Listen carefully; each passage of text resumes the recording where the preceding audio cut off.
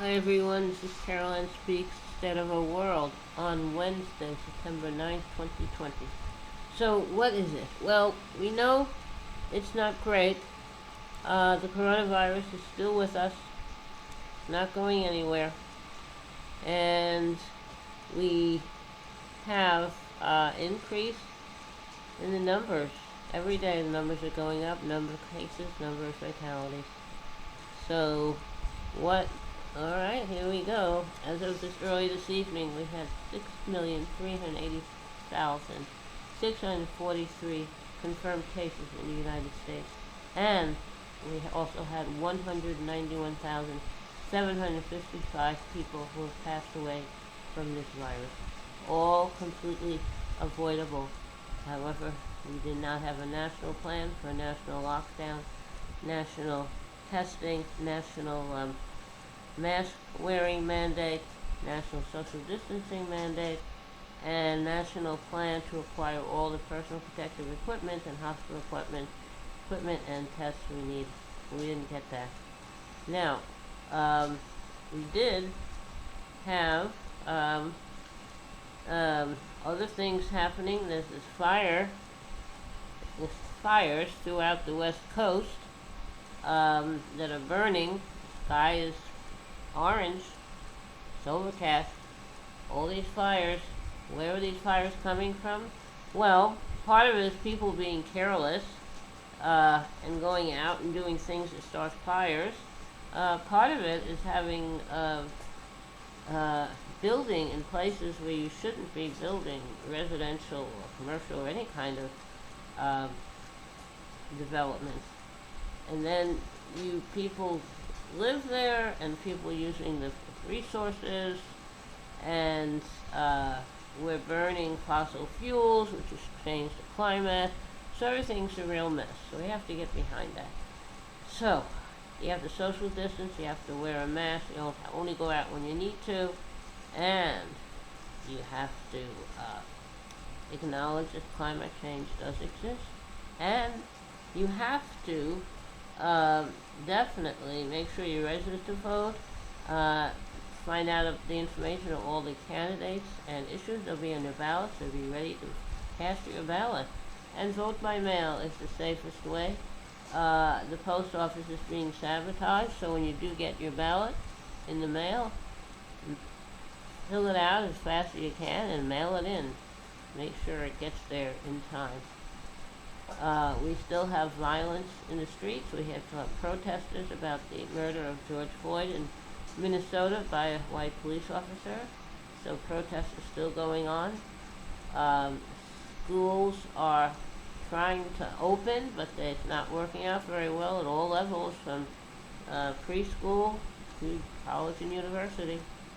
Schools should not reopen until it's safe to do so. We have to protect our vulnerable populations, people living in shelters, people living on the streets, people living in nursing homes, assisted living homes, retirement homes, and veteran homes, people who are healthcare workers, those of us who are essential workers, those of us who are first responders, and those of us who are farm and agricultural workers, those living in prisons, jails, and detention centers. All these people are vulnerable. So when you go out, only when you need to, but these other people are going out because they have to. So I think we really need to do a national shutdown, try to get things going, and have stiff penalties for breaking quarantine, for not wearing a mask, for not practicing social distancing. That's what we have to do. Now, I'm not sure how many of you are familiar with the situation in Latin America, but Latin America has a lot of resources, and various administrations, since for a very long time, would like to control those resources. And, maybe there's also a little bit of a desire for, like, empire, acquisitions, colonies, that kind of thing. So anyway, the United States has been responsible for putting in power dictators throughout Latin America, South America, and Central America, and helping to keep them in power. And when uh, democracy rears its head and someone does get elected democratically who's a good leader, wants to do things for his people or her people, United States has quashed that candidacy. And if candidate actually gets elected, they do what they can to get that person out of office. That's happened recently in Bolivia and Venezuela. Uh, it's We had a leader in Chile, Allende was his name, he was a reformer, and he was doing good, but the U.S. didn't like him, so they got rid of him, and they put in this guy, Pinochet, who was a brutal dictator, murdered a lot of people. Finally, they were able to get rid of him after many, many fatalities. When you go to countries like Honduras, El Salvador, and Guatemala, for some reason, the U.S. has really tried to keep those dictators in power and create a lot of migrants wanting to leave there and come to a safer place. And so that's not good. And now they get detained at the border. They don't even get to come to the border and present themselves for asylum. Now Trump wants them to go to another country. So that's pretty ridiculous. Now, there is a place in the United States, in Georgia, it's at Fort Benning in Georgia, where we have been training dictators there for many years. That's the training ground for past dictators and current and future dictators. And there's been efforts to try to shut down this dictator school, but it's still there. So there's a group called, it's actually called School of the Americas. Some people like to call it School of the Assassins. But there has been a group in power for over 20 years now called SOA Watch, or School of the Americas Watch. So you keep an eye on what they do and try to get reforms made. And they're getting more publicity now. A lot of famous people and celebrities have joined in and have been involved with them for a long time. There's another group called No Mas Muertes, which means no more deaths. Now that is a group that is trying to fight the terrible situation when people try to come here in this warmer weather, and they're in the desert, they don't have enough water, they get lost, and they don't have any help, and they die in the desert. And then there's a situation of people who come here, they trust someone to guide them here to another country, and that doesn't work out well. So we have these two groups, SOA Watch, School of the Americas Watch, and we have this other group called No Mas Muertes, or No More Deaths. And when I upload my video, I'm going to put in the link to these two sites. They each have a website. There have been cases where migrants who are trying to get here to our border to seek asylum, and where Border Patrol agents are locate them en route when they're in trouble, and they empty out their water bottles. So, how cool is that? People come here for a better life, for work. And they come here for work because we have individuals and companies in the United States who will hire them and pay them less than they'd have to pay an American citizen, and have them living in terrible, terrible conditions. And these people have been suffering a lot from the coronavirus because they live in very crowded conditions, they travel together in crowded conditions, and they work together in crowded conditions.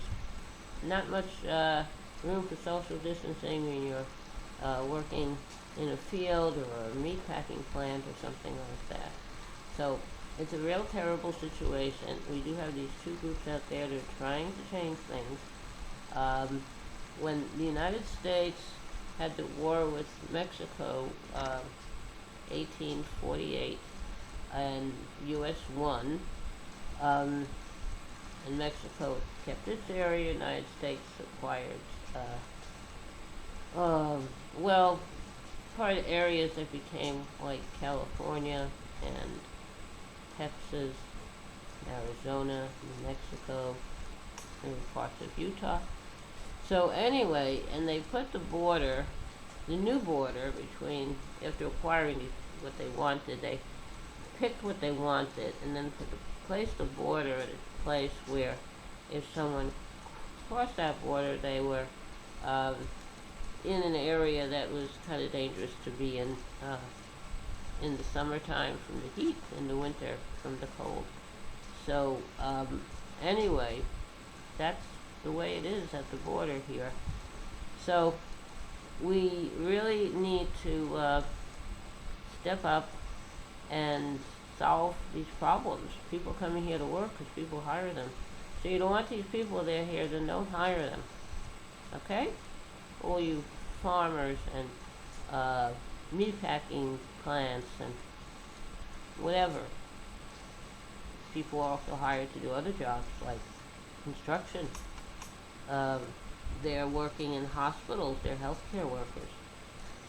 They don't have documents, and if the immigration people, ICE, Immigration Customs Enforcement, finds them, they can be deported. They have these people who are coming here for a better life, who are applied to be in the U.S. military, who are accepted. But if the leader of the country, like a current president, wants to get rid of them, either they served in the military, they can deport them. We have cases of someone who came here without documents, ends up being a member of the military, and at some point hopes to be a citizen, and they have their family with them who are also undocumented. So they're taking this person who's undocumented, put in service in the military somewhere, and they're deporting the family. So the person comes home from some deployment and his family's not there anymore. It's a terrible situation. We really have to fix it. Okay, now, maybe it's time to have a little song. Alright? Alright. I'm not really sure what we're up to in terms of songs. So, I don't think I've sung this one recently, but who knows? So let's give it a try. I'd like to sing Amazing Grace, a very old song. Don't know who wrote it. Let's go. Amazing grace, how sweet the sound that saved a wretch like me. I once was lost, but now am found. Was blind, but now I see. 'Twas grace that taught my heart to fear, and grace my fears relieved. How precious did that grace appear the hour I first believed. Through many dangers, toils, and snares, I have already come. His grace hath brought me safe thus far, and grace will lead me home. Okay, everyone, that was Amazing Grace. I hope you liked it. I'd like to thank you for tuning in this evening, Wednesday, December 9th, 2020, for a meeting of Caroline Speaks, State of the World. Hope you come back and join us again tomorrow evening. Stay safe, take care of yourself and others, And remember, kindness goes a long way.